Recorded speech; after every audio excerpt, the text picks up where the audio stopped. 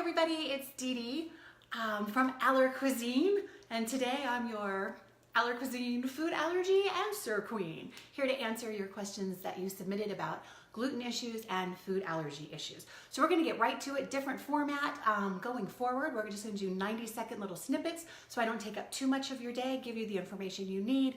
I will put extra information in the comments so that you have that available to you as you need it. And if you have extra comments or want to talk more, just leave me a little note, send me a direct message, and we will figure it out. But we're shooting for 90 seconds or less. We probably will go over, but I'll try not to. Starting now. First question. We're only going to answer 2 questions today, but I'll explain more about that in a moment. First question comes from Teresa Cooney-Whitehellis, and she says that, Dear Dee Dee, I was recently diagnosed with food allergies, primarily milk and eggs. Easy breakfasts that include protein have become a challenge to create. I've switched to almond milk, which contains the calcium I need, but is low in protein. Any suggestions? Yes, as a matter of fact, I got a couple of those. And if you have more suggestions for Teresa, please leave those in the comments because I know she would really appreciate hearing from you. So that's really cool and exciting.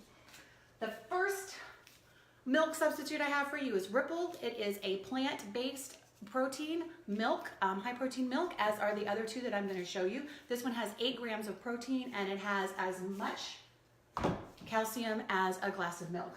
Next we have Bolthouse Farms, 10 grams of protein, also pea-based, PEA-based plant milk with 10 grams of protein, twice as much calcium as a glass of milk.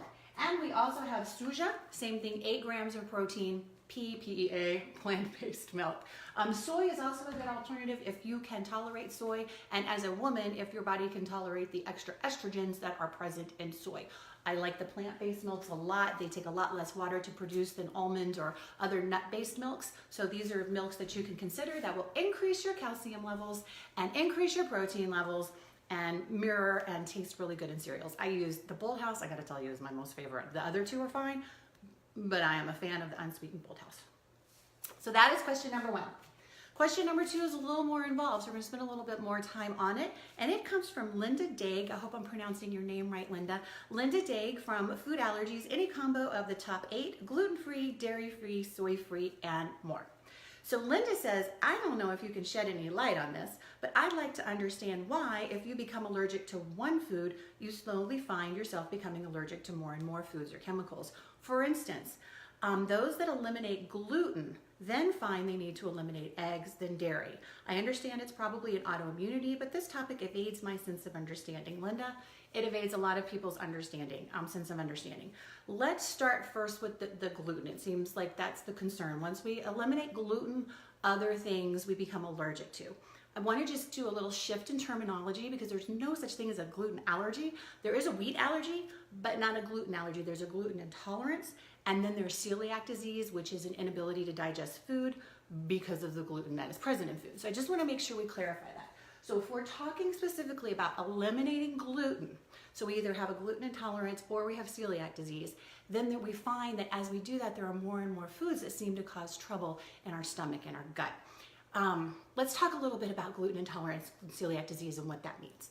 Basically, it is an autoimmune disorder, so you're absolutely right. It's an autoimmune digestive disorder. And what happens is the gluten, it attacks pretty much your small intestines, the villi in your small intestines. And the villi are those small little finger-like projections that are in your small intestine, and it breaks them down. And that is a problem because your villi and your small intestine, that's what absorbs all of the nutrients and keeps you healthy. And as these break down and as it atrophies, what happens is it can cause a leaky gut syndrome. The small intestine breaks down, it becomes permeable, which means things can get in and out of the gut that aren't supposed to get in and out of the gut. So if you've got food particles that are not properly digested, they can get out of that small intestine and into your bloodstream, which causes that autoimmune issue.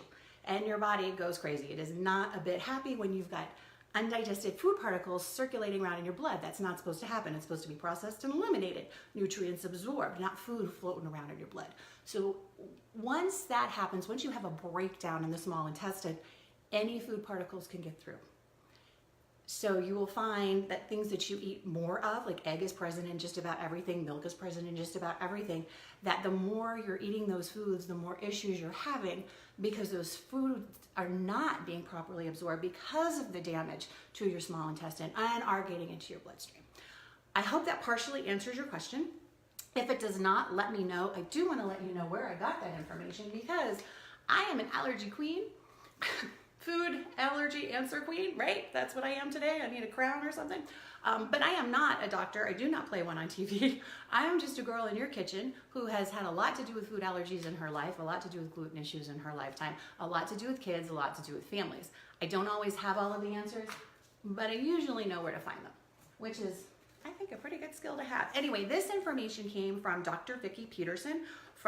She's the founder of Health Now Medical Center, and she's also the author of The Gluten Effect, and she's also the author of the ebook Gluten Intolerance, What You Don't Know May Be Killing You. So that's where that information came from. I will include that information in the link below when we finish so that you have access to it in the future. We had more fabulous questions from a lot of people.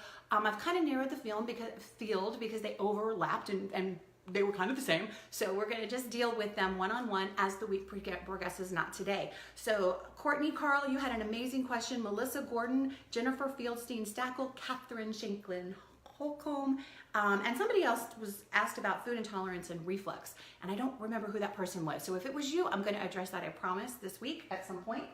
I am counting on to be my food allergy ambassadors.